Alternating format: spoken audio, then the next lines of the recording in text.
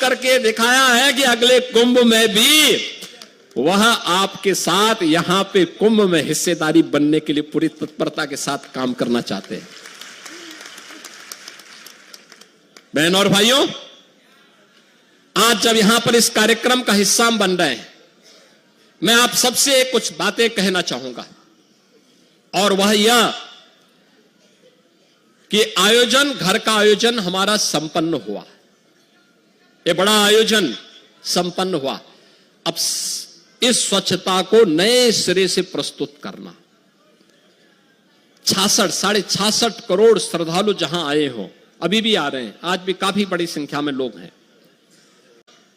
प्रतिदिन 5 से लेकर के 7 लाख श्रद्धालु, और काशी बाबा विश्वनाथ के धाम में 10 से लेकर के 15 लाख श्रद्धालु प्रतिदिन जाता था। एक सर्किट यह बना, एक सर्किट बना अयोध्या धाम और गोरखपुर का। इस दौरान 7 लाख से लेकर के 12 लाख श्रद्धालु प्रतिदिन अयोध्या धाम गया, और गोरखपुर में 1 जनवरी से लेकर के कल तक प्रतिदिन 2 लाख 2.5 लाख 2 लाख 2.5 लाख श्रद्धालु इस दौरान वहां जाता था। तीसरा सर्किट बना प्रयागराज से श्रृंगवेरपुर होते हुए लखनऊ और नैमिषारण्य का। लाखों की संख्या में श्रद्धालुओं का जमावड़ा वहां रहा। चौथा सर्किट बना प्रयागराज से लालापुर, राजापुर और चित्रकूट का। और 5वां सर्किट बना प्रयागराज से बुंदेलखंड एक्सप्रेसवे पकड़ करके श्रद्धालु जन मथुरा, वृंदावन और सुख तीर्थ की यात्रा के लिए भी गए हैं, बड़ी संख्या में, लाखों की संख्या में। और मैंने जो कहा ना, आज हम लोग एक अतिरिक्त बोनस देंगे 10,000 रुपए का। इस मेले के दौरान इन्होंने जो कार्य किया है। दूसरा, हम लोग अभी एक व्यवस्था करने जा रहे हैं। अब तक जो स्वच्छता कर्मी कार्य करते थे, महीने भर कार्य करते थे, 8,000, 9,000, 10,000, 11,000 रुपए तक मात्र पाते थे। अब हम लोग आगे अप्रैल से हमारा एक कॉरपोरेशन बनने जा रहा है, जिसके माध्यम से हम व्यवस्था करने जा रहे हैं कि जो भी स्वच्छता कर्मी अब काम करेगा, कम से कम उसको 16,000 रुपए हर महीने उसके खाते में हम लोग देने का काम करेंगे। और मिनिमम वेजेस केवल सफाई कर्मियों को ही नहीं, उन स्वास्थ्य कर्मियों को भी जिन्हें पूरा वेज नहीं मिल पाता था, उन सबको भी हम इसके साथ जोड़ने जा रहे हैं।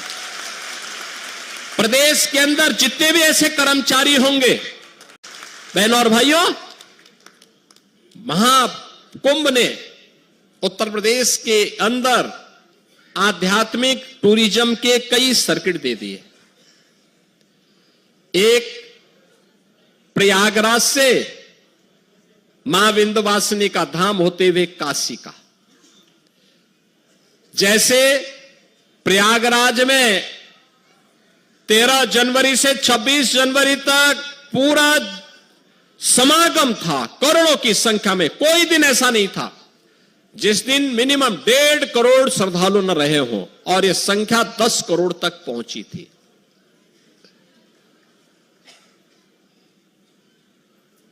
ऐसे ही मां विंध्यवासिनी का सभी मान्य जनप्रतिनिधिगण, प्रशासनिक अधिकारीगण, मेला प्राधिकरण, पुलिस अधिकारीगण, सभी लोग इस अभियान के साथ जुटे। एक एक चीज को साफ करना, मां गंगा के प्रति हमारी कृतज्ञता ज्ञापित होनी चाहिए। अविरल निर्मल गंगा बनाने के लिए सिंचाई विभाग ने जो कार्य किए, उस कार्यक्रम को अब नए सिरे से आगे बढ़ाने की आवश्यकता है। हमारी भी कोई जिम्मेदारी है। जो मां गंगा हम पे आशीर्वाद बरसा रही है, जो भगवान बेनी माधव की कृपा से इतना बड़ा आयोजन हुआ, भगवान अक्षय वट और हनुमान जी महाराज की कृपा से इतना बड़ा आयोजन संपन्न हुआ है।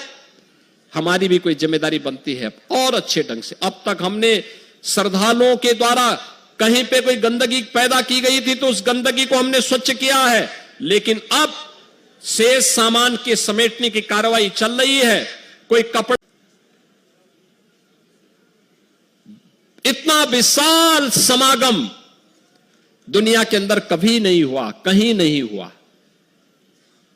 66 करोड़ 30 लाख श्रद्धालु किसी आयोजन का हिस्सा बने। कोई अपहरण की घटना नहीं, कोई लूट की घटना नहीं, कोई छेड़छाड़ की घटना नहीं, कोई दुष्कर्म की घटना नहीं, कोई भी ऐसी घटना नहीं जिस घटना के बारे में कोई ये कह सके। विरोधी को भी ढूंढे ढूंढे दूरबीन लगा करके भी और माइक्रोस्कोप लगा करके भी वे इस प्रकार की घटनाओं को उजागर नहीं कर पा रहे थे। दुष्प्रचार का कोई मौका विरोधियों ने चूका नहीं। जिनको ये आस्था का ये महासमागम अच्छा नहीं लग रहा था, उन्होंने कोई मौका नहीं छोड़ा। मौनी अमावस्या के दिन 8 करोड़ श्रद्धालु यहां पर था। हमारी प्राथमिकता थी कि इन श्रद्धालु जनों को सुरक्षित स्नान करा करके उनके गंतव्य की ओर प्रस्थान करवाया जाए। क्या संगम पे, क्या ऐरावत घाट पर, क्या गंगा जी के किसी भी घाट पर